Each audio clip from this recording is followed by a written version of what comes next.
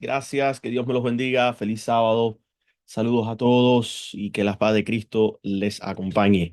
Estoy emocionado por seguir compartiendo esta línea de estudios, el gran mapa La Redención. Ya vamos por nuestra parte número 8 y bueno, hemos ido aprendiendo mucho verdaderamente.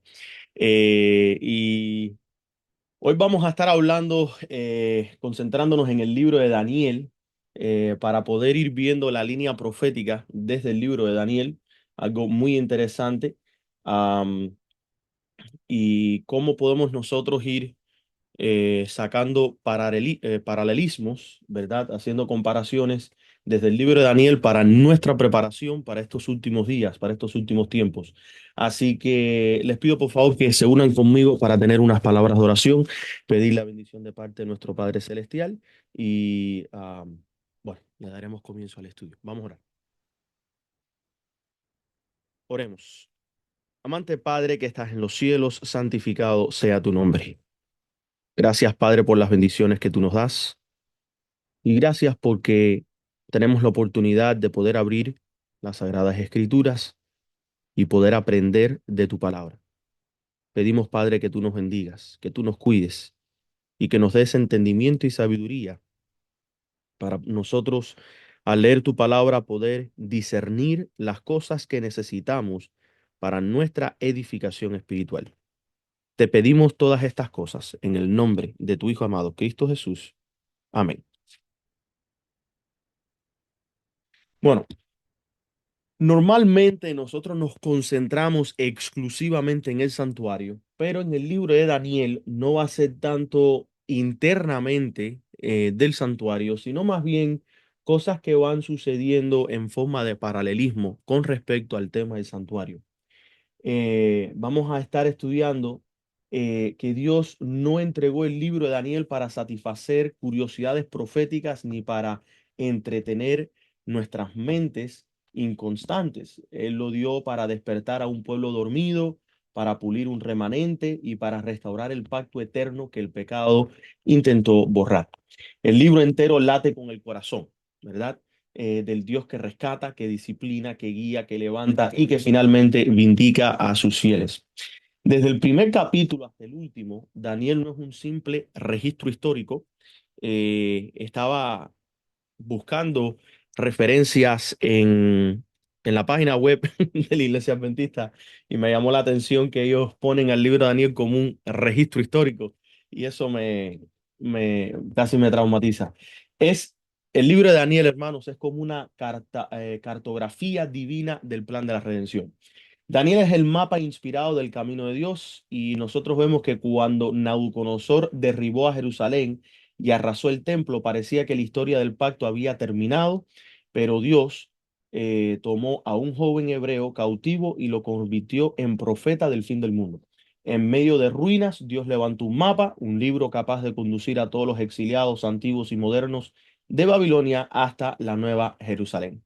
Am, estoy moviendo aquí de lugar un momentico. Déjeme volver a acomodar. Am, ok, ahí se debe ver la pantalla, ¿verdad? Perfecto. Ok, entonces, analizando un poco más esta historia de Nabucodonosor, vamos a analizar primeramente el capítulo uno, ¿ok? Daniel, capítulo uno. La preparación del remanente. Vemos nosotros que los tres jóvenes hebreos y el mismo Daniel rehúsan el vino y el pan de la Babilonia. Muchas personas creen que lo único que ellos negaron fue la carne, ¿verdad? Y esto tenemos que estudiar un poco más allá, porque no es solamente la carne. Ellos decidieron no contaminarse, dice la Biblia, con la porción de la mesa del rey. El rey no solamente comía carne. Ellos no querían tomar nada que viniera de Babilonia, porque ellos querían dar un testimonio. Y ese testimonio era el que el Dios de los hebreos es el único Dios verdadero, real, que podía sustentarlos. Y lo interesante de toda esta historia, Daniel, es que él le pidió al capitán de los eunucos o al que estaba encargado de los eunucos, en la Biblia, en la King James, usa la palabra pulse. que le diera pulse, que eso se traduciría a nuestro tiempo como a, en este caso, lo que serían ahora no sé la palabra específicamente, pero lo que serían los frijoles, las lentejas. Era la comida que normalmente se le daba a las personas bien, bien pobres, a la clase más baja. No tenía una variedad de alimentos, ¿verdad? Y por eso es que se asustó, por eso es que se preocupó mucho el que estaba encargado de ellos, porque él dijo, espérate, si ustedes no se van a alimentar bien, a mí me van a cortar la cabeza. Pero o sea, estos tres jóvenes hebreos pusieron las cosas a prueba. Am, y lo más interesante de la gran prueba que ellos hicieron fue que verdaderamente no se contaminaron. No se contaminaron con Babilonia, aunque estaban en el medio de la Babilonia. Y en el libro de Daniel y el Apocalipsis, que fue el libro que recopiló Uriah Smith y él editó con todos los escritos de los diferentes pioneros adventistas, ahí se menciona que Nabucodonosor no era un monstruo. Nabucodonosor permitía que eh, cada persona capturada, ¿verdad?, practicara su religión, adorara a sus dioses, viviera la vida de acuerdo a sus pensamientos, ideas. Él incluso hizo una prueba hacia los sabios y él llegó a la conclusión que los jóvenes hebreos eran mucho más sabios que los sabios que existían en su tierra. Así que todo esto, hermanos, todas estas bendiciones que vemos nosotros de parte de los tres jóvenes hebreos, de Daniel, es porque ellos decidieron no contaminarse, ¿verdad? Y la pregunta que debemos hacernos nosotros hoy es, ¿has tú decidido no contaminarte con las cosas de Babilonia? ¿Has puesto tú en tu corazón no contaminarte con su ideología, con sus creencias, con sus enseñanzas, con sus ciencias, con sus pensamientos? ¿Estás tú dispuesto a decir, estoy dispuesto a entregarme al Señor de forma por fe para avanzar hacia adelante y mostrar de que mi Dios es un Dios real que puede fortalecer, que puede sostener? En el plan de la redención, esto se llama estar en el atrio. Es la separación del pecado. Es cuando nosotros reconocemos de que no podemos avanzar sin que Cristo sea el centro de la decisión que estamos tomando. Y hoy el remanente está rechazando, o debería de rechazar, pero voy a hablar como si fuera una existencia, como si fuera algo real. Hoy el remanente está rechazando el vino de la Babilonia.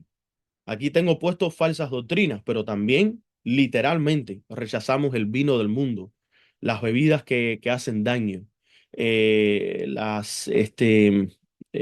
sí, los líquidos que el hombre prepara que son de sabor para el hombre, pero que el remanente dice, no, no voy a contaminar mi cuerpo con esas cosas físicamente.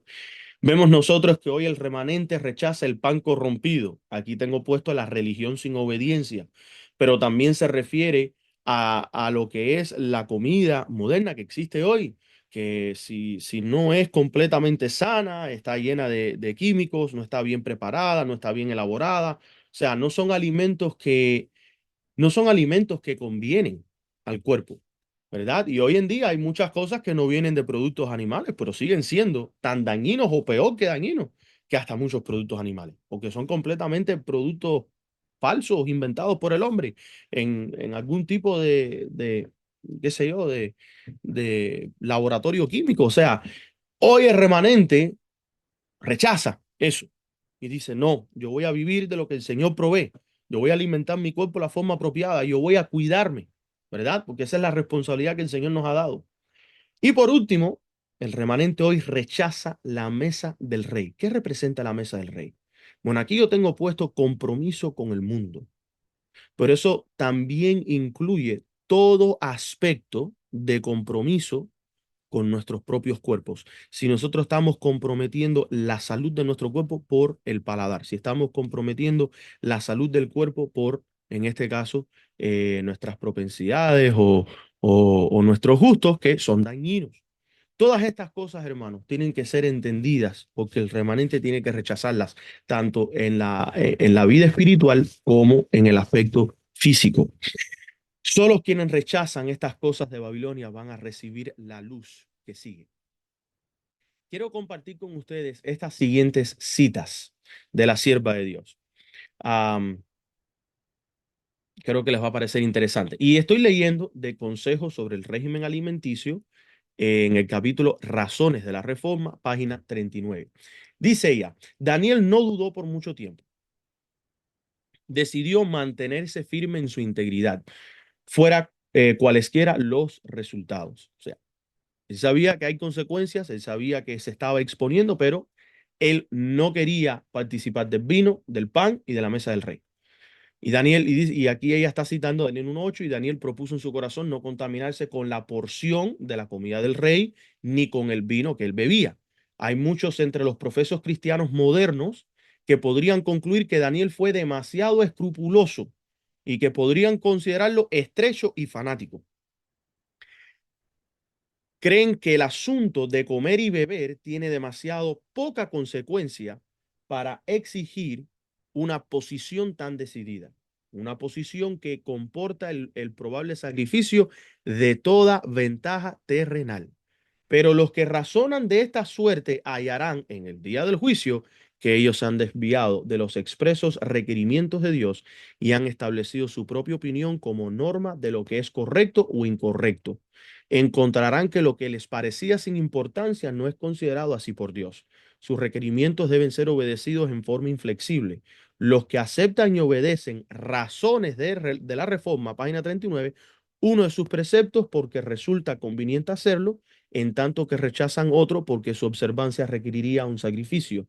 Rebajan la norma de la justicia y por su ejemplo inducen a otros a considerar livianamente la santa ley de Dios. Así dice el Señor, ha de ser nuestra regla en todas las cosas. Así que en el capítulo 1 nosotros estamos viendo de que Daniel, y esto incluye también a los tres jóvenes hebreos, estaban parados en el atrio haciendo la decisión de ser separados del pecado. Esta es la promesa a la cual habla el apóstol Pablo en Romanos capítulo 11, versículos 25 al 27, donde él menciona que Dios cumpliría su pacto. ¿Y cuál era el pacto que Dios había hecho? Quitaré el pecado de Israel. Israel será limpia. Israel será completamente sanada, ¿verdad? Sigamos avanzando al capítulo 2 de Daniel. Vemos nosotros la luz profética para los fieles. Cuando Daniel rechaza la contaminación, ¿verdad? De la porción del rey, Dios abre el entendimiento profético. Por eso es que el pueblo adventista, una de las cosas que era necesario que ellos hicieran era una reforma.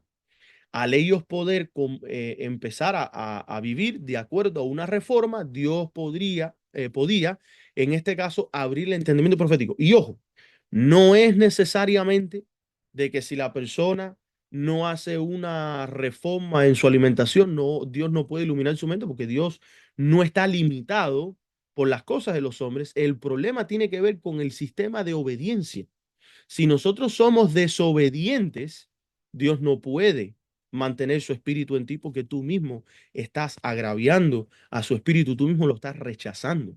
Y muchos hombres en la historia recibieron gran luz de parte de Dios, estando en la situación, en la posición que estaban, pero fueron avanzando hasta que llegaron a un punto y se estancaron. Y eso es exactamente el problema que nosotros encontramos en la reforma, tal como dice el hermano James White. Él dice, ¿cuál es el problema de la reforma? El problema de la reforma fue que pararon de reformarse.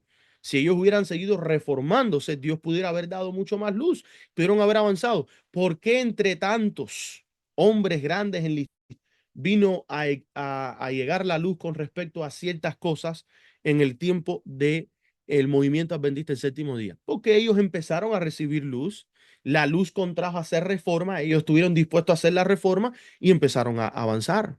Y ustedes noten que tomó alrededor de 27 años a 35 años para que el pueblo adventista empezara a predicar, entender, vivir, experimentar, escribir, explicar lo que era el tema de la reforma, que no solamente incluye la comida, sino que incluye 7 cosas más, aparte simplemente la alimentación, y el pueblo fue recibiendo luz y entendimiento profético hasta que llegó, ¿qué cosa? La apostasía en 1888. En Daniel capítulo 2:22 dice el versículo que él revela lo profundo y lo escondido, pero no es solamente a cualquiera. Hay un proceso que Dios va dejando como, vamos a decir, pautas que uno tiene que ir siguiendo, y cada vez que tú alcanzas una pauta, cada vez que tú alcanzas un punto, cada vez que tú alcanzas digamos, cierto tramo, Él entonces, ¿qué cosa? Te va dejando saber más y te va dejando saber más. Y vamos avanzando y vamos creciendo. Esta es la mesa de los panes de la propiciación que nosotros encontramos dentro del lugar santo. Esta es la porción que nosotros recibimos de parte de Dios cuando decidimos vivir por fe de acuerdo a su voluntad. El pan del entendimiento profético para un pueblo fiel. El plan de la redención siempre comienza aquí. Sale de la obediencia conlleva a recibir revelación. Tú eres obediente a los mandamientos de Dios, Dios ahora te da una revelación.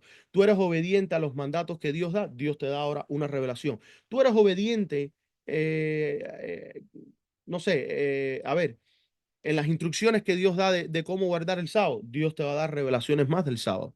Tú eres obediente en la revelación, perdón, en los mandatos que Cristo da con respecto a las leyes del Antiguo Testamento, Dios te va a dar a ti una revelación de las cosas del Antiguo Testamento. O sea, así es como va funcionando. Y la hermana White dice en el deseo a toda la gente, para aquellos que buscan la luz, la buscas y la aceptan con alegría, la recibes, brillarán los brillantes rayos del trono de Dios. Aquí vemos nosotros, se recibe la luz, se obedece a la luz y recibes entonces ¿qué cosa? Revelación, ¿verdad? Así que obediencia conlleva hacia revelación. Es como un puente y son los pasos que vamos nosotros eh, avanzando. Daniel capítulo 3. Bueno, aquí está la imagen y la adoración forzada. Vemos nosotros que Nabucodonosor, el imperio de Babilonia, levanta una imagen, ¿verdad? Todos deben de adorar esta imagen, el horno se enciende y vemos nosotros que esta es la crisis del lugar santo, la adoración verdadera versus la falsa adoración. Y esta escena es una escena que anticipa, ¿verdad? Lo que nosotros vamos a estar experimentando en Apocalipsis 13 y 14, donde nosotros vemos hay una imagen que es erigida, hay un decreto que sale hacia adelante, hay una adoración forzada, todos los ricos y grandes, pobres, grandes y pequeños, ricos y pobres, ¿verdad? Todos serían forzados y siempre hay una separación de ese remanente fiel. Y vemos nosotros que los tres jóvenes hebreos son el modelo de Apocalipsis capítulo 14, versículo 12. Y aquí hay algo interesante. ¿Cómo fue que los tres jóvenes hebreos pudieron estar listos y preparados para poder enfrentar esta crisis? Porque ya desde antes ellos habían hecho una separación. Vamos a ir por los pasos para que se grabe bien. Ellos habían hecho una separación del pecado. Ellos decidieron no contaminarse con la porción, ni el vino, ni el pan, ni la mesa del rey, ¿verdad? De las cosas del mundo. Ellos decidieron no aceptar doctrinas falsas, no estar en una religión sin obediencia, no estar en compromisos con el mundo. Todo esto fue ayudándolos a ellos a avanzar en ser obedientes, van recibiendo más revelación, ¿verdad? Una conexión más íntima con Dios. Cuando llega el tiempo de la crisis, los jóvenes hebreos no tuvieron que pensarlo dos veces.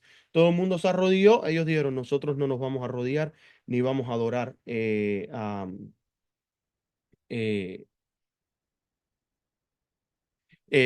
o sea, no vamos a arrodillarnos, no vamos a adorar a la imagen, no vamos a hacer nada de esto, ¿verdad? Ok.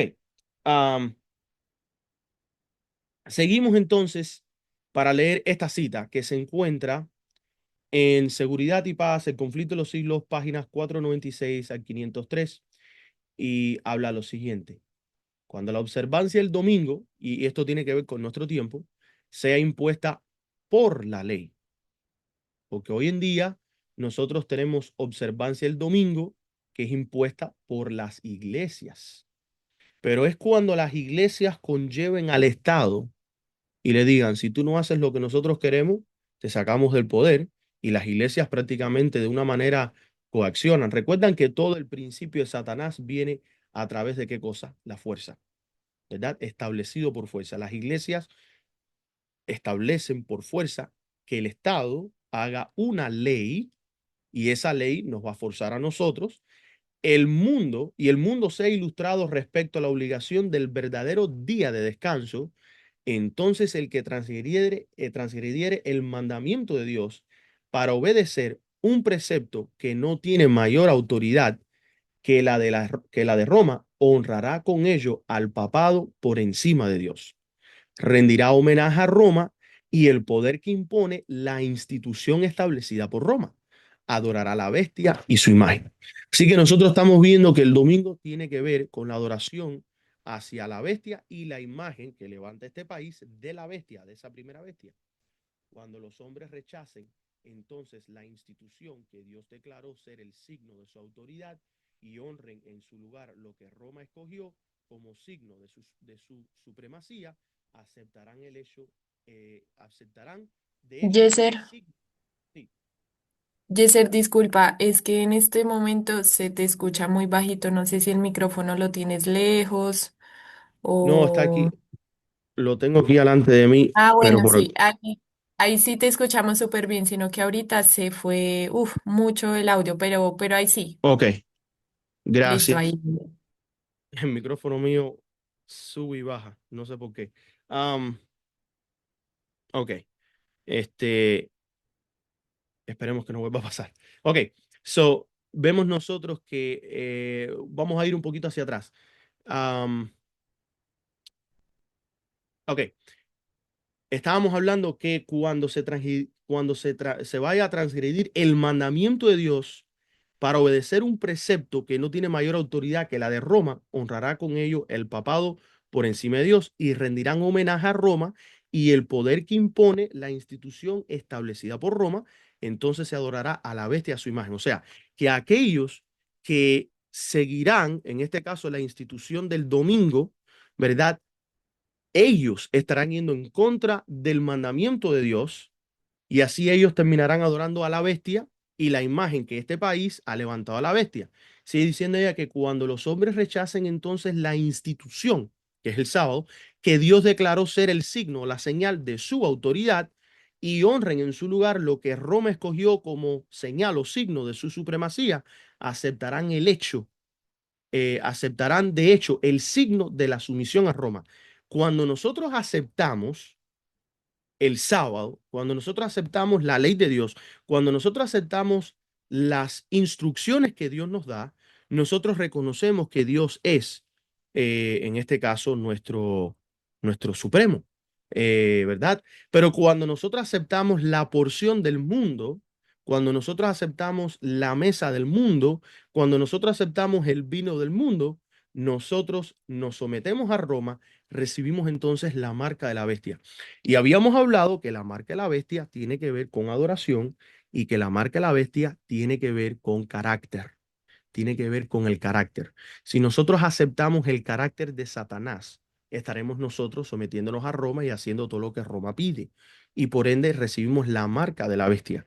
Si nosotros hacemos lo que Dios nos manda, lo que Dios nos pide, lo que Dios requiere, nosotros recibimos el carácter de Dios, más revelación, obediencia es igual, o sea, obediencia te conlleva revelación y por ende nosotros recibimos el sello del Dios vivo. Dice aquí la hermana Juan, solo cuando la cuestión haya sido expuesta así a las claras ante los hombres, que sea predicado entre la verdad, entre el sábado y el falso sábado, que sería el domingo, ¿verdad? Dice ella que ellos hayan, cuando la cuestión haya sido expuesta así a las claras ante los hombres y ellos hayan sido llamados a escoger entre los mandamientos de Dios y los mandamientos de los hombres, será cuando los que perseveren en la transgresión recibirán entonces la marca de la bestia. Al final de la lucha, toda la cristiandad quedará dividida en dos grandes categorías: los que guardan los mandamientos de Dios y la fe de Jesús, y los que adoran a la bestia y su imagen reciben su marca. Si bien la iglesia y el Estado se unirán, porque no están unidos, pero se unirán para obligar a todos, pequeños y grandes, así ricos como pobres, así libres como esclavos, a que tengan la marca de la bestia, el pueblo de Dios no la tendrá. El profeta de Patmos vio que los que habían salido victoriosos de la prueba de la bestia y de su imagen y del número de su nombre estaban sobre aquel mar de vidrio teniendo arpas de Dios y ellos cantaban el cántico de Moisés y del Cordero. Así que el capítulo 3 de Daniel prácticamente nos está anticipando esa crisis literal que nosotros vamos a estar pasando. Ellos fueron puestos dentro del horno de fuego porque ellos no decidieron ser forzados a la adoración de esta imagen que fue levantada y Dios los protegió dentro del fuego. Antes del cierre de la gracia habrán mártires, pero el martirio siempre tiene propósito. Pero una vez que se cierra la gracia, así como Dios protegió a los tres jóvenes hebreos de la muerte, todos los sellados serán protegidos y Satanás no los va a poder tocar. Pasemos al capítulo 4 de Daniel. Vemos nosotros el orgullo que sube hasta el cielo.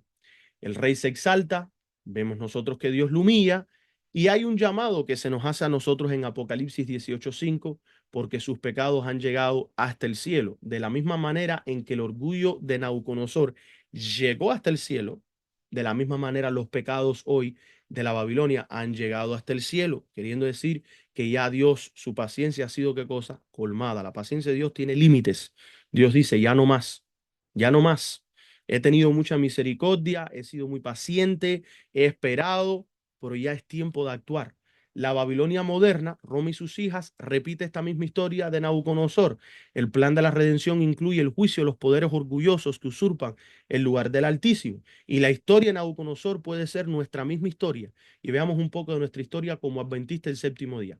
Miren lo que dice esta cita que se encuentra en el Conflicto de los Siglos, página 477, párrafo 1. Dice, en el servicio ritual típico, el sumo sacerdote, por cierto, el servicio ritual típico es el servicio levita. El antitípico es la orden de Melquisedec, que es por donde Cristo es sumo sacerdote. Son dos órdenes. La levita era una sombra de la de Melquisedec. ¿Ok? Ok, en el servicio ritual típico, el sumo sacerdote echa la propiciación por Israel, salía y bendecía a la congregación. Así también Cristo, una vez terminada su obra de mediador, ¿ok? Cuando se cierre la gracia, aparecerá sin pecado, y esto es muy importante, no hay pecado, no hay nada que tenga, ya todo ha sido depositado en el santuario, fue recogido en el santuario, fue limpiado y ahora es transferido hacia Sacel. Dice aquí que sin pecado para la salvación, para bendecir con el don de la vida eterna a su pueblo que le espera. Así como al quitar los pecados del santuario, el sacerdote los confesaba sobre la cabeza de quién? Del macho cabrío emisario. Así también Cristo colocará todos estos pecados sobre Satanás. Permiso. Autor, instigador del pecado.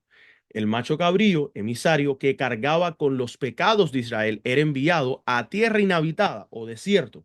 Así también Satanás, cargado con la responsabilidad de todos los pecados que ha hecho cometer al pueblo de Dios, será confinado durante 1000 años en la tierra, entonces desolada y sin habitantes, y sufrirá finalmente la entera penalidad del pecado en el fuego que destruirá a todos los impíos. Así el gran plan de la redención alcanzará su cumplimiento en la extirpación final del pecado y la liberación de todos los que estuvieron dispuestos a renunciar al mal. ¿Cómo era que el pecado era sacado de el pueblo de Israel, del campamento? Tenía que ser puesto en ese macho cabrío y ese macho cabrío tenía que ser llevado allá al desierto. Normalmente lo llevaba el fit man, se levantaba, se tiraba por un despreñadero y tenía que quedarse ahí él hasta que muriera el animal, porque el pecado simbólicamente estaba en el animal.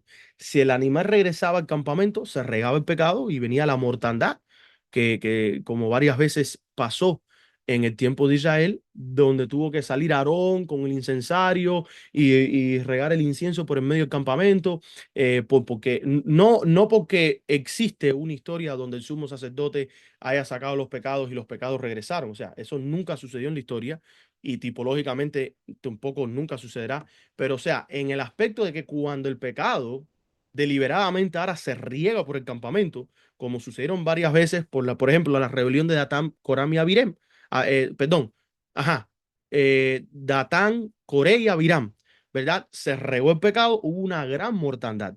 Y así sucedió también cuando estaban acostándose con las sacerdotisas, cuando Acán hizo lo que hizo. O sea, todas esas cosas, hermano, nos conlleva a nosotros a entender la gran realidad de la gran obra que está haciendo Cristo.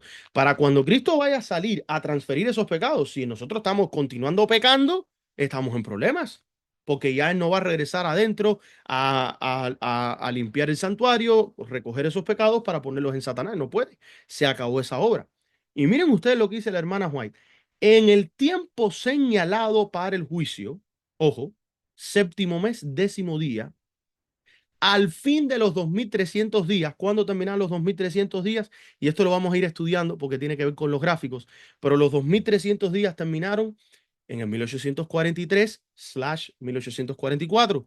Se espera al séptimo mes del 44, décimo día, Cristo pasa al lugar santísimo y empezó la hora de investigación y el acto de borrar los pecados. ¿Cómo los borra? Los transfiere para ponerlos en Satanás.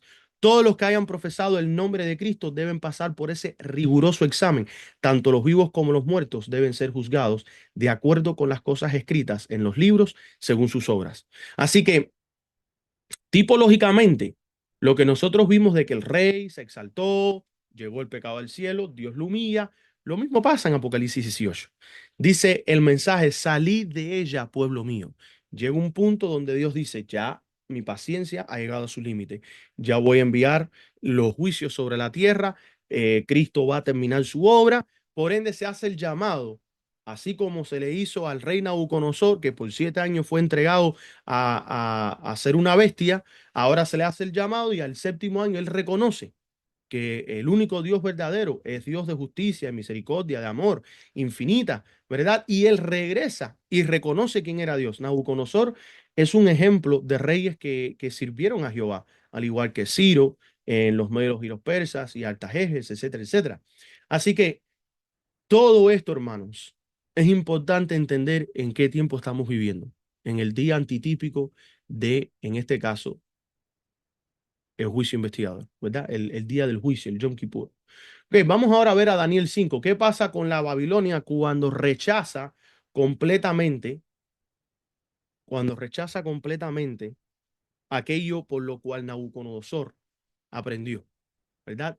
Que es lo mismo que va a pasar con las iglesias caídas. Se les da el chance, se les da la oportunidad, pero la mayoría rechaza la luz, rechaza la verdad, y entonces viene la caída de la Babilonia, que esto es, tiene que ver con Apocalipsis 18, o sea, tiene su conexión, su paralelismo. Y vemos nosotros el juicio final escrito por el dedo de Dios, la escritura divina anuncia la caída, Mene, Mene, Tekel, Uparsin. Daniel es llamado, ¿verdad? Y recomiendo mucho que vean el tema que mi padre hizo, titulado Los 7 tiempos o los tiempos de Belsasar.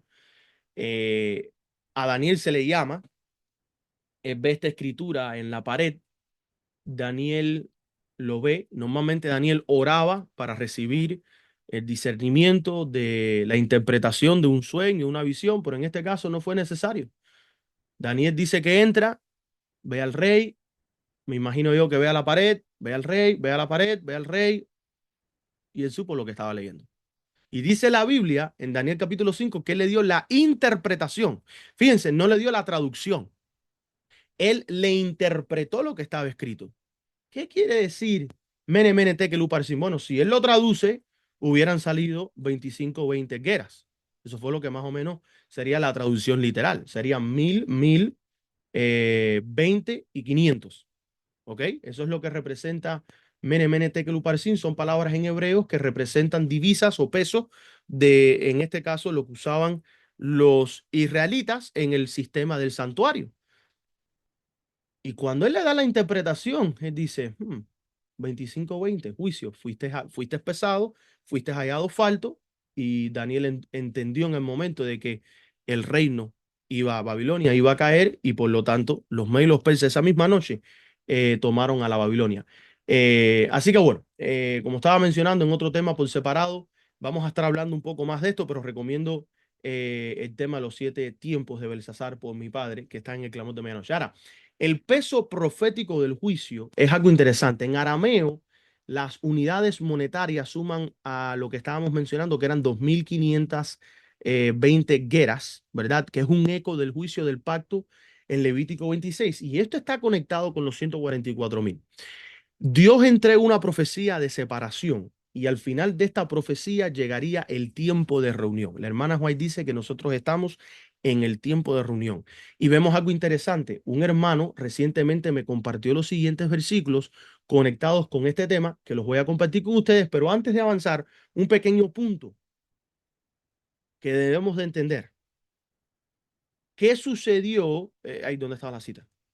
¿Qué sucedió en el tiempo señalado en el 1844, séptimo mes, décimo día.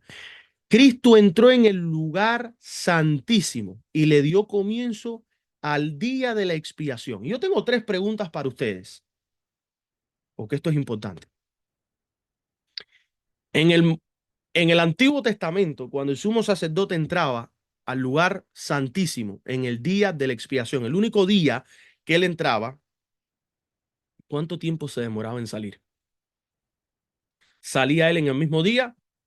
¿O acaso el sumo sacerdote estaba allá adentro por días, semanas, meses? Se podía echar años. No, salía el mismo día. El mismo día que se entra al lugar santísimo, ese mismo día se tiene que salir, porque al día siguiente era la fiesta de las cabañas, que empezaba el pueblo a vivir en alegría y en agradecimiento a Jehová porque fueron limpiados de sus pecados. Así que esa es la primera pregunta. ¿Ok? Si el sumo sacerdote entraba y salía en el mismo día, era porque tenía que completar la obra en el día del juicio, en el día del Yom Kippur. Pregunta, mis queridos hermanos. Cristo entró en el lugar santísimo el 22 de octubre de 1844. Y esto es una pregunta, todavía no vamos a estudiar el tema, no tengo la evidencia frente a ustedes porque no estoy tratando de convencer a nadie de esto, solamente quiero que ustedes analicen. ¿Ha parado de ser el día de la expiación? ¿Cesó el día de la expiación? ¿O sigue estando Cristo funcionando como sumo sacerdote en lo que es para nosotros el día antitípico de la expiación? Todavía es el día de la expiación. Todavía no se ha acabado. Y este tema es importante porque viene la tercera pregunta. ¿Cuántas fiestas puede el pueblo de Israel celebrar al mismo tiempo? ¿Puede el pueblo de Israel estar celebrando varias fiestas al mismo tiempo? ¿Puede el pueblo de Israel estar celebrando en un mismo día dos o tres fiestas al mismo tiempo? No. Las fiestas tenían que ser en su tiempo, ¿qué cosa? Señalado, determinado. Y esto es interesante, hermanos, porque estábamos viviendo en el día antitípico del juicio de investigación, el día del Yom Kippur. Cristo no ha salido del lugar santísimo. El día en que salga, estamos en problemas si no estamos nosotros completamente consagrados al Señor. Ahora, regresando al tema del tiempo de reunión, la razón por la cual estamos en el tiempo de reunión era porque de todas las fiestas, habían tres. Estaba la fiesta de la primavera que empezaba con la Pascua y venía la primera fiesta que era la fiesta de los panes sin levadura y pasaba una semana, ahí también estaba las primicias, venía entonces el Pentecostés, que era la primera cosecha para agradecimiento al Señor y esa era la segunda fiesta en el año, al final de la primavera, 50 días después de lo que era el tiempo de la Pascua, los panes sin levadura y las primicias, y venía entonces en el otoño las tres santas convocaciones, 10 días de trompeta, en el décimo día de la décima trompeta entraba el tema de el juicio investigador y después del Yom Kippur, al siguiente día, el día 11, empezaba el tema de la fiesta de las cabañas. Ojo, la única fiesta, porque no siempre, la hermana White dice que no todos podían ir a todas las fiestas anualmente. La única fiesta que nadie se perdía era la fiesta, o en este caso, la santa convocación del día de Yom Kippur. Nadie se perdía esa fiesta. Todo el mundo, si no podían venir en la Pascua, si no podían venir en esta, todo el mundo es Yom Kippur. Y la Pascua era importante, pero bueno, no siempre se podían reunir todos en Jerusalén. Pero o sea, el tiempo de reunión que es clave para el pueblo adventista es 22 de octubre de 1844. Que por eso es que de ese punto en adelante, el hermano White dice, ya no estamos en tiempo de dispersación, ya se acabó la profecía de los 2520 años. Todas las profecías de tiempo, 1844, no habrá más tiempo. No hay más tiempo, hermanos. Se quedó en el 1844. Ahora estamos en el tiempo reunión donde el pueblo se reúne, donde el pueblo viene junto porque está preparándose, está consagrándose. Voy a regresar al principio del capítulo 1. Ha decidido no tomar del vino de la Babilonia, ha decidido no corromperse con el pan de la Babilonia, ha decidido no participar de la mesa del rey. ¿Por qué? Porque estaba viviendo en el día antitípico de qué cosa? Del juicio. Es tiempo de preparación. Cuando se cierre la gracia, el que no está listo se quedó y el que está listo y preparado avanzará. Entonces, miren lo que me compartió este hermano. Hechos capítulo 1, versículo 6 al versículo 9. No lo había visto de esta manera, pero lo venía más o menos entendiendo de que los discípulos estaban haciendo mucha referencia hacia la profecía del tiempo de reunión. ¿Por qué? Porque ellos desde los evangelios se va viendo el tema de los 490 años y la base de los 490 años tiene que ver con los 7 tiempos. Pero eso sería para otro tema, pero solamente les voy soltando para que vayan entendiendo. En Hechos 1, 6 al 9, después de la resurrección de Cristo, dice que entonces los que se habían reunido le preguntaron diciendo, Señor, ¿restaurarás el reino de Israel en este tiempo? Porque ellos estaban hablando de la restauración del tiempo de Israel, porque Israel fue entregada a 7 tiempos de dispersación. Por eso es que en el 723 Samaria queda destruida, 677 el rey Manasés queda capturado, 457 vemos nosotros el edicto de la reconstrucción del templo, pero era todo para la preparación hacia Cristo, que iba a aparecer a mitad de la última semana, en el año 31, donde él muere en el 14 de Nisan. Entonces, él les dijo, no os toca a vosotros saber los tiempos o las sazones que el Padre puso en su sola potestad, pero recibiréis poder. Él les dijo, no va a ser en este tiempo, ustedes no van a entender estos tiempos ni los sazones que el Padre puso en su sola potestad. No obstante, van a recibir poder cuando haya venido sobre vosotros el Espíritu Santo y serán mis testigos en Jerusalén, en toda Judea, en Samaria. Qué interesante que son las dos cosas que llegaron a ser destruidas en el tiempo de la dispersación de Israel y hasta lo último de la tierra. Y esto es interesante. Los discípulos querían saber si había llegado el tiempo, pero ellos no habían recibido la luz con respecto a esto. Vemos nosotros en Romanos 11 lo que habla el apóstol Pablo, porque no quiero, hermanos, que ignoréis este misterio para que no seáis arrogantes en cuanto a vosotros mismos.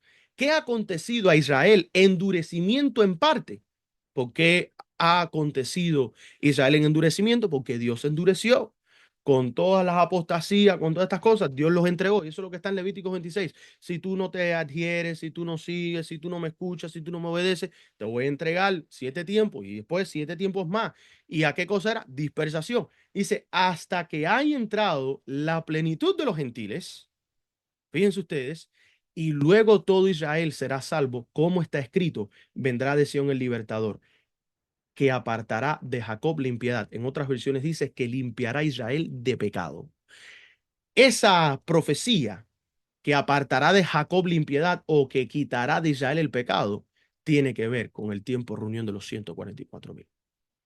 Tiene que ver con el cumplimiento que al final del tiempo señalado, Cristo pasaría al lugar santísimo, haría expiación, Israel quedaría limpio de pecado y ahora nosotros. Perdón, el versículo sigue, ajá, que apartará a Jacob la impiedad y este será mi pacto con ellos cuando yo quite sus pecados. Perfecto, ahí estaba. Pensé que esta versión estaba mala, no sé. Me parece que me puse nervioso. Pero o sea, claramente esta es la promesa del Señor, hermanos. Y es que Cristo iba a pasar al lugar santísimo para limpiarnos a nosotros, pero por eso es importante ahora nosotros no contaminarnos con la porción del rey, con la mesa del rey, con el pan del rey, con el vino del rey. Dios marca la caída de Babilonia con el mismo patrón profético del pacto quebrantado que con Israel. Cuando Israel quebrantó su pacto, Dios los entrega a un juicio profético. Cuando Babilonia se olvidó de quién era Dios y usó sus utensilios y las cosas, ellos fueron contados, ellos fueron pesados, fueron hallados faltos y ahora fueron divididos. La caída repentina de Babilonia en Daniel 5 es el tipo del cierre de la gracia para el mundo entero. Cuando tú estés leyendo la historia de Belsasar, hermanos, te está hablando del cierre de la gracia. Y Daniel es un representante de los 144,000. Y los 144,000 serán llamados cuando empiecen a caer estos juicios. Y les preguntarán, ¿por qué está pasando estas cosas? Los 144,000 no van a necesitar orarle al Señor en ese momento, porque ellos han estado preparando. Y ellos van a discernir y van a dar la interpretación de estos juicios. Fuiste pesado, fuiste hallado falto y ahora has sido entregado a juicio. Belsasar estaba tomando, bebiendo, comiendo, orgías, contaminación tanto sexual como inmoral. Y en esa misma noche se cerró la gracia. Y Cristo lo dice, yo vendré como ladrón en la noche. Nadie sabe. Cuando Cristo en el lugar santísimo hace la última oración, hace el último pedido, toma el incensario, sale, tiene el incensario en la mano, suelta el incensario, sale hacia afuera y se viste del arcángel Miguel. Daniel 12:1. Y Miguel se levanta para estar de parte de su pueblo. Hermanos, eso es lo que va a suceder un día. Se va a cerrar la gracia. Lo que sucede con Babilonia es que queda entregada en manos impías. Lo que sucede con Israel, ella recibe la promesa de ser reunida y salvada. 12,000 por cada tribu. No dañes ni la hierba ni los árboles, Apocalipsis capítulo 7, hasta que no hayan sido sellados nuestros siervos, los siervos de Dios, en la frente. No se toque nada. Cuando estos sean sellados, vendrá entonces la destrucción sobre la tierra. Vamos a avanzar a Daniel 6, la ley, el decreto y el remanente. Vemos nosotros que hay un decreto, el remanente tendrá que pasar por un decreto. Daniel ora, la ley falsa se impone, el foso de la prueba se abre. Tiempo de angustia como nunca jamás alguien lo había visto. ¿Alguna vez te has imaginado estar en un foso de leones con leones hambrientos? Dime si eso no es un tiempo de angustia. Nada más de pensar en el pensamiento de estar en un foso con un león que no tenga hambre, ya es una angustia. Imagínense ustedes, foso de leones, que ellos los mantenían hambrientos para que cuando entrara el que entrara no quedara ni un hueso. Hermanos, esta escena es el tipo perfecto del decreto dominical. El decreto dominical no es el foso de los leones. El decreto dominical es la falsa ley que no va a permitir la verdadera adoración, perdón. Daniel oraba 3 veces al día frente a la ventana porque era parte de la verdadera adoración. Vemos nosotros que el foso se abre, él es echado dentro del foso. Antitípicamente hoy la ley dominical será esa ley, no nos van a permitir adorar a Dios en el verdadero sábado, en el verdadero día. ¿Y qué es lo que va a hacer? Se va a abrir el foso. ¿Cuál es el foso? Persecución, decreto de muerte. Seremos entregados, ¿verdad? En cárceles, seremos maltratados, hasta torturados. Algunos serán torturados. Una ley hecha para destruir al fiel, un remanente que sigue orando al Dios del cielo, una liberación sobrenatural. Si Dios no pone su mano sobrenatural, nosotros no vamos a ser protegidos de de ese gran tiempo de angustia. Dice la hermana White que aparecerán ángeles con forma de soldados. Que tú te imaginas hoy en día, un hombre con espada. Eso es un soldado en el tiempo antiguo. Dicen que se aparecerán ángeles conforme soldados. Y imagínense ustedes, el ángel no se va a aparecer de 5 pies y parece que pesa 180 libras. Y no, ese ángel se va a aparecer de manera, como decimos los cubanos, con todos los hierros. Ahí no va a haber quien se pueda meter contra los fieles porque están siendo protegidos. Así como el ángel se apareció en el foso de Daniel, perdón, en el foso de los leones donde estaba Daniel, y qué le hizo a las bocas de los leones. Hizo así, mire, le cerró la boca. No pueden tocar a Daniel, no nos van a poder tocar a nosotros. La ley humana desafía la ley divina, pero el Dios del pacto vindica a sus siervos. La profecía ya ha profetizado que nosotros vamos a ser salvados porque hemos sido reunidos. Ahora, hablemos de la ley y lo que pasa con el decreto dominical. ¿Cómo es diferente a las leyes de Dios? Cristo y la ley. David dice, la ley de Jehová es perfecta. Salmos 19:7. Hace ya mucho que he entendido tus testimonios, que para siempre los has establecido. Salmos 119 y versículo 152. Y Pablo testifica, la ley a la verdad es santa y el mandamiento santo, justo y bueno. Romanos 7:2. Ahora, dice la sierva del Señor que como supremo legislador del universo, Dios ha ordenado leyes no solo para el gobierno de todos los seres vivientes, sino de todas las operaciones de la naturaleza. Por eso es que en Romanos capítulo 11 nos habla a nosotros, o capítulo 2 ahora se me olvidó, nos habla a nosotros de respetar las leyes, incluyendo las leyes del gobierno, mientras no se pongan en oposición a la ley de Dios. Dios es quien ha creado el orden. Donde ustedes vean orden, Dios ha bendecido. Si no hay orden, Dios no ha bendecido. Toda Todo, ya sea grande o pequeño, animado o inanimado, está bajo leyes fijas que no pueden ser desdeñadas. No hay excepciones en estas reglas, pues nada de lo hecho por la mano divina ha sido olvidado por la mente divina. Sin embargo, al paso que todo lo que hay en la naturaleza es gobernado por la ley natural, solo el hombre, como ser inteligente, capaz de entender sus requerimientos, es responsable ante la ley moral. Solo al hombre, corona de la creación divina, Dios ha dado una conciencia que comprende las demandas sagradas de la ley divina y un corazón capaz de amarla como santa, justa y buena.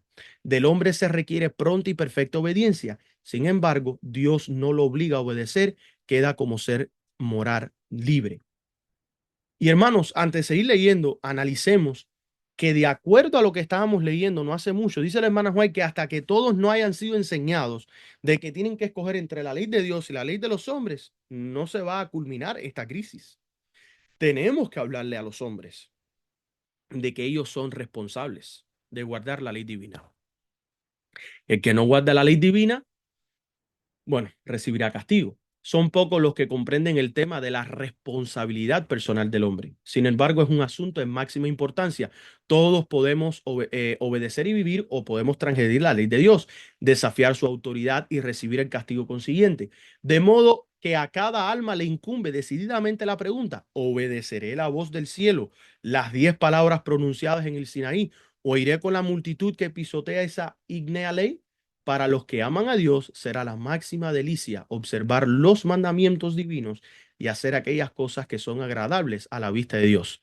Pero el corazón natural odia la ley de Dios y lucha contra sus santas demandas. Los hombres cierran su alma a la luz divina, rehusando caminar en ella cuando brilla sobre ellos. Sacrifican la pureza del corazón, el favor de Dios y su esperanza del cielo a cambio de la complacencia egoísta o las ganancias mundanales. Dice el salmista, la ley de Jehová es perfecta. Cuán maravillosa es la ley de Jehová en su sencillez, su extensión y perfección. Es tan breve que podemos fácilmente aprender de memoria cada precepto y sin embargo tan abarcante como para expresar toda la voluntad de Dios y tener conocimiento no solo a las acciones externas, sino los pensamientos e intenciones, los deseos y emociones del corazón. Las leyes humanas no pueden hacer esto. Solo pueden tratar con las acciones externas. Un hombre puede ser transgresor y sin embargo puede ocultar sus faltas de los ojos humanos. Puede ser criminal, ladrón, asesino o adúltero, pero mientras no sea descubierto, la ley no puede condenarlo como culpable. ¿Quién condena al hombre en la tierra en el sistema judicial? La ley. La ley de Dios toma en cuenta los celos, la envidia, el odio, la malignidad, la venganza, la concupiscencia y la ambición, 7 cosas que agitan el alma, pero que no han hallado expresión en acciones externas porque han faltado la oportunidad, aunque no la voluntad. Y se demandará cuenta de esas emociones pecaminosas en el día cuando Dios traerá toda obra a juicio juntamente con toda cosa encubierta, sea buena o sea mala. ¿Quién va a dar el castigo de parte en este caso, el sistema judicial del cielo? La ley divina de Dios. Es la que requiere y es la que demandará y es la que va a entregar. La ley divina de Dios. En el capítulo 7, Daniel 7, vemos el juicio, la sentencia contra el cuerno pequeño. Aquí vemos que el plan de la redención entra dentro del lugar santísimo. Dice que el juez se sentó y los libros fueron abiertos. El cuerno pequeño que cambió la ley, persiguió a los santos por 1260 años, es juzgado. El juicio es a favor de los santos. El trono del Padre resplandece. El Hijo del Hombre recibe el dominio. Todo esto está sucediendo para beneficio del pueblo de Dios, mientras que el cuerno pequeño por perseguir a los santos queda juzgado y vemos que Dios les entrega juicio a través del tema de las trompetas. Los libros del cielo en los cuales están consignados los nombres y los actos de los hombres determinarán los fallos del juicio. El profeta Daniel dice que el juez se sentó, los libros se abrieron. San Juan, describiendo la misma escena en el Apocalipsis, agrega: y otro libro fue abierto, el cual es el de la vida, y fueron juzgados los muertos por las cosas que estaban escritas en los libros según sus obras. El libro de la vida contiene los nombres de todos los que entraron alguna vez en el servicio de Dios. Delante de Dios está escrito un libro de memoria, en el cual quedan consignadas las buenas obras de los que temen a Jehová y de los que piensan en su nombre. Sus palabras de fe, sus actos de amor están registrados en el cielo. A esto se refiere Nehemías cuando dice: acuérdate de mí, oh Dios mío, y no borres mis obras piadosas que he hecho por la casa de mi Dios. Por cierto, esto es una cita que está en el Conflicto de los Siglos, página 534. Empezó aquí. ¿Ok? Seguimos leyendo. La obra de cada uno pasa bajo la mirada de Dios y es registrada e imputada ya como señal de fidelidad, ya de infidelidad. Frente a cada nombre en los libros del cielo aparecen con terrible exactitud cada mala palabra, cada acto egoísta, cada deber descuidado, cada pecado secreto, con todas las tretas arteras. Todo el más profundo interés manifestado entre los hombres por los fallos de los tribunales terrenales no representa sino débilmente el interés manifestado en los atrios celestiales cuando los nombres inscritos en el libro de la vida desfilen ante el juez de toda la tierra.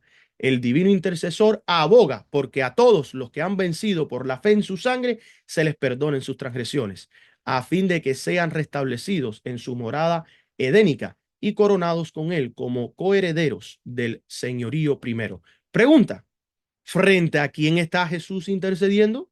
Está Jesús intercediendo frente a Satanás y dice: por favor, Satanás, no los destruya, ellos han vencido por mi fe, ellos están aquí. No, Cristo está intercediendo frente al juez, que el juez no los destruya, porque Cristo está abogando por ellos y les está diciendo: ellos han vencido por la fe en mi sangre, perdona sus transgresiones, ¿verdad? Quita de ellos el pecado, cumple la promesa. Y eso es exactamente lo que Dios hace. Daniel 8, vemos nosotros la purificación del santuario. Hasta 2300 tardes y mañanas y el santuario será purificado. Primeramente se termina las 2300 tardes y mañanas, pausa, y después de que se termine esa profecía, el santuario será purificado. Hice este énfasis por otro estudio más. Sé que estoy mencionando muchos estudios, pero bueno, es para dejarlo con ganas de regresar a seguir estudiando el tema del santuario y el tema de las profecías. Este es el corazón del plan de la redención. Vuelvo de nuevo. Hasta 2300 tardes y mañanas, pausa, y después que se termine la profecía, el santuario será purificado. Esa tiene que ver con la obra final de Cristo como sumo sacerdote. Y regreso a las preguntas que estaba haciendo. ¿En qué día entró Cristo al lugar santísimo? En el día del juicio, en el Yom Kippur. Pregunta: ¿ha parado, ha cesado Cristo de hacer su obra en el Yom Kippur? No. ¿Puede el pueblo estar celebrando varias fiestas al mismo tiempo? No. ¿Cuál es la fiesta o cuál es la santa convocación en la cual el pueblo debería estar hoy conectado, concentrado, pensando activamente, meditando? El día del juicio, el día del Yom Kippur, ¿verdad? Ok, este tema será para otro, más adelante. Pero yo quiero que estén atentos a la serie Las profecías de los gráficos 1843 y 1850, porque aquí nosotros vamos a estudiar la purificación, que tiene que ver con la restauración del pacto, lo que habíamos leído en Romanos 11, la eliminación del pecado, que es la promesa del pacto, y la vindicación del carácter de Dios. Ok, pero tenemos que seguir porque ya me he pasado de tiempo y no quiero cortar el tema antes de terminarlo. Daniel 9. Aquí vemos nosotros las 70 semanas y el corazón hermoso de ese evangelio que tiene un corazón que late con fuerza y aún a pesar de tantos años sigue. Es más, hoy tiene más fuerza que el día de ayer. Lo vamos a poner de esa manera. Las 70 semanas, hermanos, son un fractal del plan de la redención. Y déjeme ver aquí ahora, esta parte no creo que la pensé. ¿Cómo escribo? Ok. Eh, creo que se puede hacer con esto. Am, ok, nosotros vemos que las 70 semanas, a Cristo le pregunta a uno de sus discípulos, dice: ven acá, ¿cuántas veces debo de yo de perdonar a mi hermano? Y Cristo le respondió: 70 veces 7, que es un equivalente a 490 años. Esta es la profecía de 457 hasta el año 34. Pero ¿qué iba a pasar la última semana? A mitad de la semana nosotros sabemos que el Cordero Pascual iba a ser ¿qué cosa? Iba a ser entregado. Y ese Cordero Pascual que fue entregado fue Cristo, para aquellos que vieron el tema, y si no lo han visto, recomiendo que lo vean, titulado 144.000 y los 25-20, verán algo interesante con respecto al Cordero Pascual en el 14 Nisan del año 31. ¿Ok? Muy interesante y es importante que ustedes lo vean. Ok, ahora, ¿qué es lo que nosotros vamos a anotar aquí? Y pueden poner busquen un papel o en sus teléfonos para que ustedes tengan esto.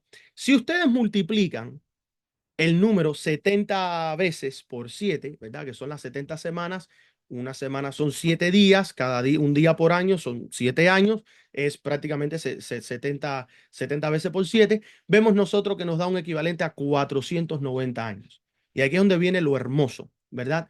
Porque si nosotros notamos, el jubileo son 7 tiempos por 7 tiempos. Cada 7 años se daba un año sabático. La tierra descansaba. Las cosas más o menos en algunas partes del Antiguo Testamento vemos que hasta regresaban algunas personas de su labor, de su trabajo, etcétera, etcétera. Pero cuando se cumplía el séptimo año sabático, que serían 49 años, empezaba el jubileo, que tiene que ver con 49. Y es interesante que el 49 es prácticamente un número menor del 490. Y para que ustedes vean cómo se conectan, si tú multiplicas 490 años por 360 días, ¿cuántos días existen en un año bíblico? 360 días. El número que te va a dar son 176.400 días. Y si tú multiplicas 49 años, que es lo que conlleva el tiempo de un jubileo, ¿verdad? Porque del año 49 al 50 empezaba el cumplimiento jubileo y en el 50 se cumplía en el jubileo. 49 años por 360 días son 17.640, un número más pequeño porque le falta un cero. Tienen la misma base numérica. Divide ambos números, 176.400 por, en este caso, 25-20, te saldrán las 70 semanas. Divides 17.640 por, en este caso, los 7 tiempos, te saldrán los 25-20. O sea, el número perfecto del pacto es 7. 7 es equivalente a 25-20. 25-20 es equivalente a juicio. Por eso es que Daniel 5 está conectado con el cierre de la gracia. Daniel 5 está conectado con el tiempo del fin. Lo estoy buscando. ¿Ok? Tiene que ver con el juicio, el peso profético del juicio. Vemos nosotros que se aplica algo bastante al tiempo de Cristo. Vamos a seguir avanzando en esto. El número del pacto 70 está incrustado en la matemática profética del juicio y la misericordia. Un tiempo de dispersación. Y ahora, como dice la hermana White, estamos dentro del tiempo de la reunión, donde se cumplirá la promesa que Dios va a extirpar el pecado de Israel. Estamos en el tiempo de reunión. No se pierdan los próximos estudios. Seguimos entonces. El clímax del capítulo 9 es Cristo crucificado. Por eso es que yo digo que las 70 semanas es el corazón del evangelio. ¿Por qué? ¿Qué sería el evangelio si Cristo no cumple la profecía? En el día apuntado, 14 Nisan, en el año que la profecía había profetizado, que para colmo tiene que ver con los 490, con el 25-20, con todo. O sea, y a la mitad de la semana hará cesar el sacrificio y la ofrenda. Ya no más sangre, ya no más sacrificio, ya no más tener que llevar un corderito y tener que matarlo. Ya Cristo ha sido crucificado, ya Cristo ha cargado con nuestros pecados, ascendió al lugar santo, sirvió su servicio dentro del lugar santo, y para nosotros como adventistas dentro del tiempo de reunión hemos sido convocados a la santa convocación del día del Yom Kippur. ¿Y qué está sucediendo actualmente? Estamos esperando que nuestro Señor salga y se vista con las ropas del arcángel Miguel. Aquí vemos nosotros que el 25-20 es cristocéntrico. Cristo es el Cordero 25-20. Una vez más, vayan a ver el tema de los 144.000 y los 25-20 si no lo han visto para que entiendan lo que estoy diciendo. El Cordero que sella, cumple el pacto, no más sangre, no más sacrificio. Solo Cristo. Ese es el corazón del Evangelio. Desde el año 27 antes de Cristo al año 31 pasaron 1260 días, 2 sacrificios diarios, uno en la mañana, uno en el atardecer y en el 14 de Nisan, ¿verdad? En ese día, 1260, 3 años y medio después de su bautismo, vemos nosotros que a las 3 de la tarde, el cordero que iba a ser sacrificado, que era el cordero número 2520, escapó. ¿Y quién fue quien murió en la cruz en ese momento? Fue Cristo. Cristo cumplió, o en este caso, Cristo es el cordero 2520, ¿verdad? Que fue sacrificado en la cruz. Cristo es el cordero que cargó toda la historia profética del pacto en un solo acto de expiación. Este es el corazón del plan de la redención. Este es el centro de la profecía, hermanos. Daniel 11 y 12, ya para terminar, nos habla de la guerra final, la liberación del pueblo de Dios. Rápidamente, porque no nos vamos a concentrar en estos aspectos, pero lo vamos a estar estudiando más adelante. Ay, este micrófono. Lo vamos a estar estudiando más adelante. Daniel 11, Daniel 12. El conflicto culmina. El rey del norte llega a su fin, de acuerdo al versículo 45. Nadie podrá ayudarle. Cierre de la gracia aparece. La bestia y su imagen se levantan, la libertad de conciencia es atacada, el remanente atraviesa la angustia sin precedentes y entonces el momento glorioso después de la cruz que tanto nosotros hemos estado esperando, en aquel tiempo se levantará Miguel y será tiempo de angustia cual nunca fue. Vemos nosotros que Miguel se levanta, significa fin de la intercesión. Ya salió Cristo del lugar santísimo, cesó el día de Yom Kippur. Cierre de la gracia. Cristo deja sus vestiduras de sacerdote y ahora se viste como el arcángel Miguel, preparado y listo para la guerra. Porque como dije al principio, si Dios no interviene con su poder, seremos destruidos. Tienen que venir ángeles en forma de soldados para defendernos. Las armas dicen que caerían, se doblarían frente a ellos. La agonía, el dolor, el sufrimiento. Imagínense qué le pasó a Saúl, al rey Saúl, cuando el Espíritu de Dios lo abandonó. Dice que era atormentado, ¿verdad? Era atormentado. Este decreto mortal, ellos creen que van a poder destruir la remanente. Lo único que van a hacer es ganar más, en este caso, tormento para sí mismo. La liberación del pueblo sellado sucede. Vemos la resurrección final. El plan de la redención llega a su último acto. Y hermanos, esta es la conclusión de la historia de Daniel, que es el mapa de tu redención, ¿ok? De parte de nuestro capitán. ¿Quién es el capitán? ¿Quién es nuestro capitán? Es Cristo. Y yo quiero que ustedes analicen algo. Muchas veces nos concentramos tanto en nosotros que no reconocemos a Cristo. La hermana White fue quien es una de las que usa mucho este título para nuestro Señor Jesucristo. Dice capitán de las huestes angelicales. Y aunque el libro de Daniel nos habla a nosotros sobre el plan de nuestra redención en forma de conmemoración, de respeto y de gran reconocimiento hacia nuestro Cristo, hacia nuestro Redentor, esta, cuando ustedes lean Daniel, díganle, Señor, aquí está la historia de tu profeta Daniel, que es el mapa de tu redención, capitán, el capitán de las huestes. Cada capítulo de Daniel es un peldaño en la escalera del pacto. Por ejemplo, nosotros vemos la preparación. ¿Quién hace la preparación en nosotros? Nuestro capitán. Cuando somos obedientes, aprendimos que la obediencia trae revelación. ¿Quién da la revelación? Nuestro capitán. Cuando nosotros adoramos al único Dios verdadero y somos transformados de imagen en imagen, 2 Corintios capítulo 3, versículos 17 y 18, ¿quién hace esto en nosotros? Cristo en vosotros, la esperanza de gloria, nuestro capitán. Juicio, ¿quién está cumpliendo, terminando la obra de juicio? Nuestro capitán. ¿Quién está purificando a su pueblo? Nuestro capitán. ¿Quién va a dar la liberación? Nuestro capitán.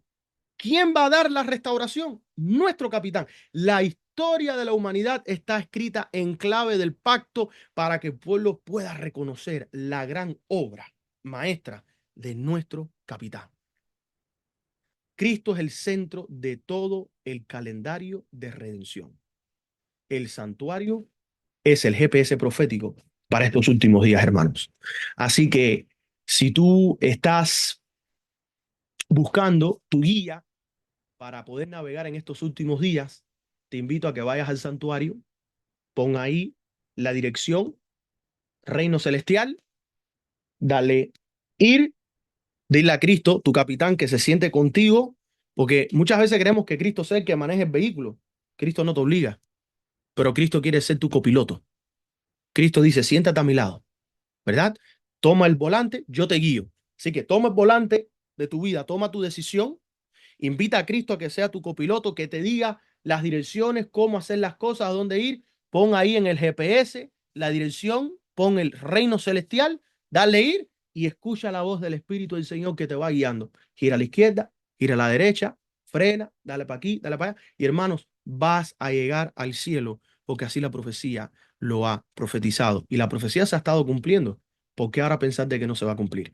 Que Dios me los bendiga, que la paz de Cristo los acompañe. Gracias por escuchar este octava entrada del gran mapa de la redención, un poco diferente a lo que hemos estado estudiando, pero me parece que era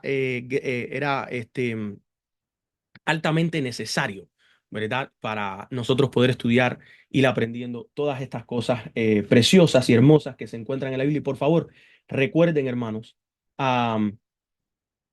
déjenme parar de compartir la pantalla. Ok, recuerden, hermanos, es necesario cada vez que nosotros veamos la vida, que podamos nosotros ver y entender y que podamos nosotros reconocer que Cristo es nuestro capitán. Y sí, Dios nos está restaurando a nosotros y es la redención hacia nosotros.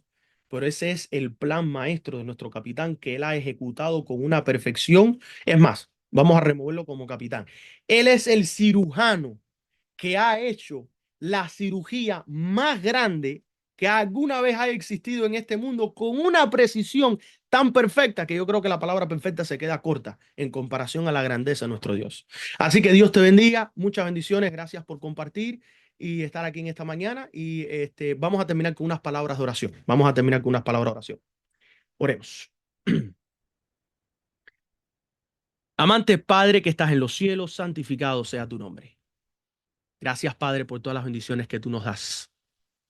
Y por este tema tan precioso que podemos ver que tú has estado al control de todo, al control de todo, Padre.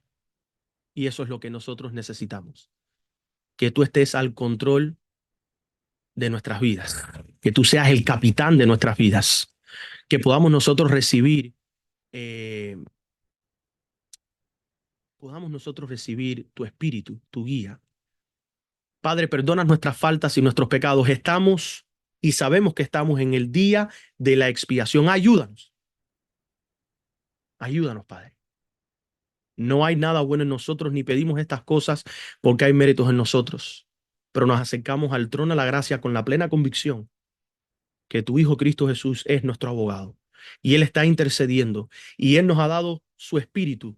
Padre, tú lo has enviado para que pueda habitar en nosotros y se pueda cumplir tu pacto, tu promesa, tu profecía, que tú quitarás el pecado de Israel. Israel será restaurada. 12,000 por cada tribu, 144,000 hombres que te van a representar, hombres que van a estar de parte de la verdad, aunque se desplomen los cielos. Te pido, Padre, que me des las fuerzas y si es tu voluntad, que todos los que estamos presentes podamos ser parte de ese gran número especial que vindica tu carácter. Te lo pedimos todo en el nombre de Jesús. Amén y amén.